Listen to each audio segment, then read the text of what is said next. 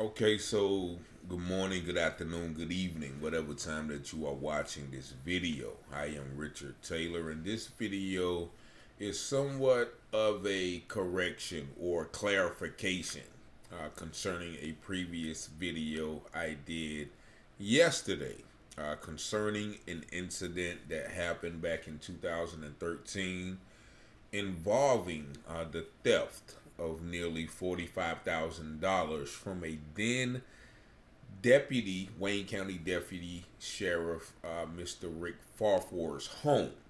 Now, in that video, I alluded to the relation uh, for that amount of money being in someone's safe. We all know what's been going on with the current federal investigation of, a few of the Wayne County Sheriff Department former deputies. And so, in my perception, in my understanding, in my desire to relate that incident to what is currently going on, I speculated and I actually questioned, why would a sheriff deputy have that much money in his home? And, I kind of went on why the case was not prosecuted, why the case kind of disappeared.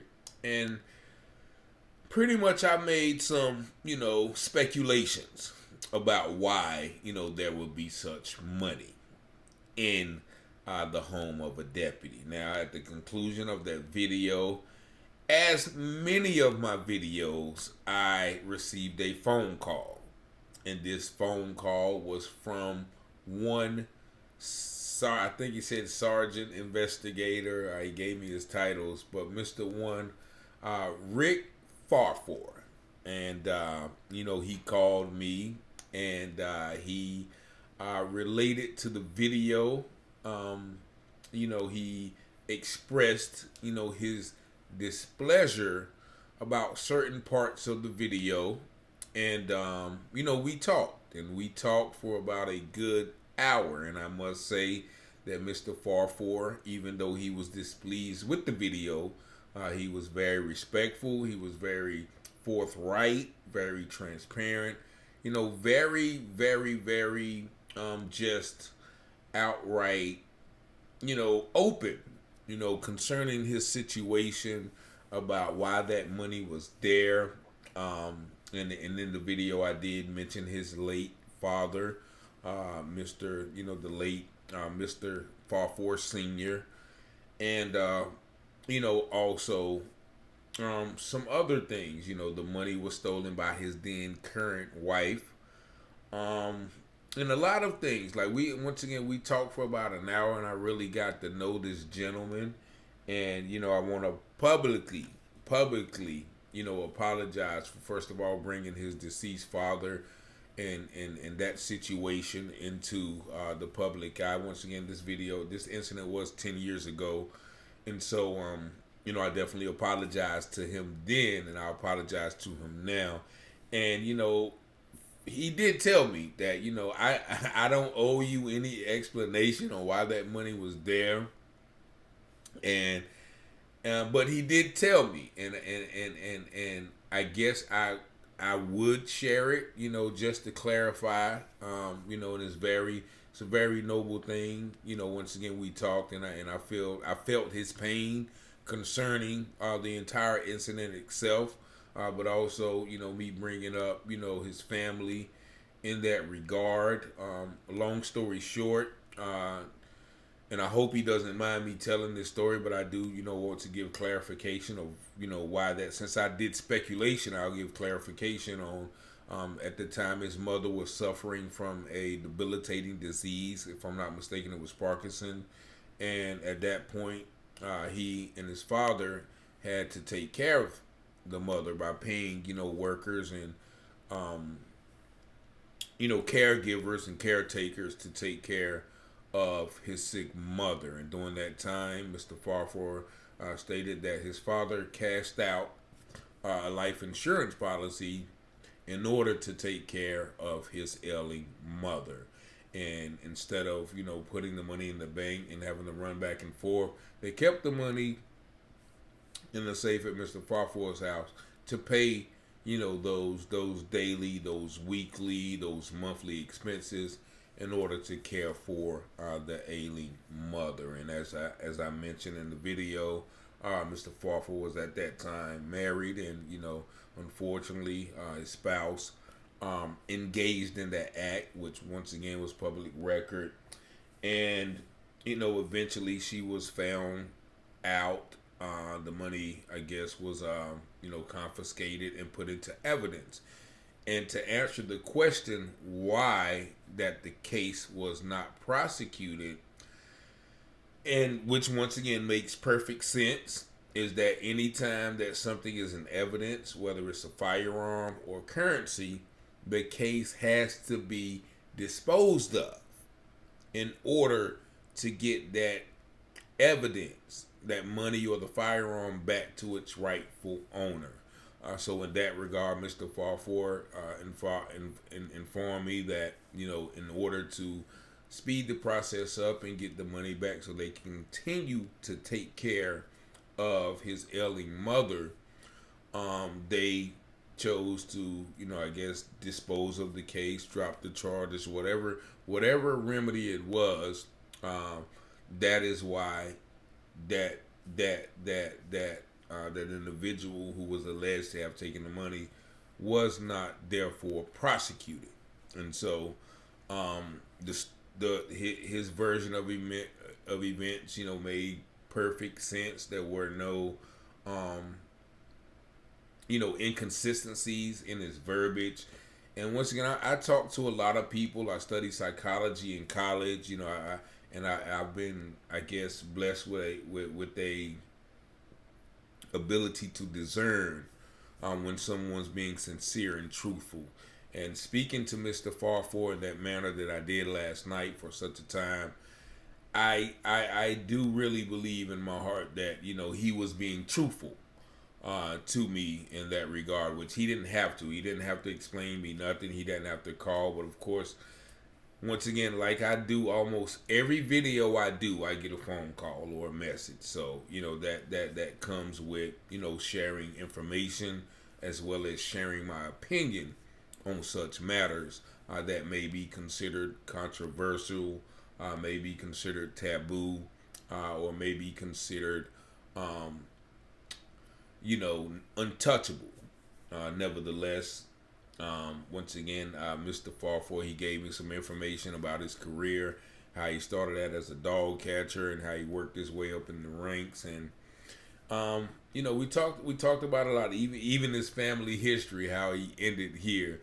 It was a very funny story that he shared with me. And we continue to call, and I just talk, and I just felt once again his love for his parents. And once again, both of them are now deceased. So once again, Mr. Farfour and his family, you guys have my condolences on that, because I still have my mother and father, so I don't know, what that is like to lose a family member. And so to have that being brought up in the manner that I brought it up, I'm not above, going back and correcting, and once again offering, my apologies for any underlying or dormant memories or emotions that video garnered up.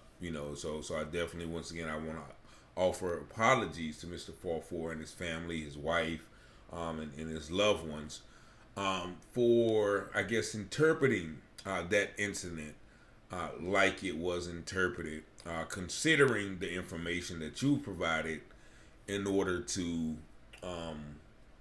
I guess, bring more clarification into why something that seemed, once again, as I mentioned, questionable at best and suspicious at worst, could be put into context, or be explained in a manner that will bring, once again, understanding and clarity to the situation at hand. So I definitely told Mr. Farfour that I will make this video and correct the things that may have not been true, may have been speculation in that video from last night. So once again. And it's funny because I mentioned his name beforehand when talking about Josh Keating's murder and suicide.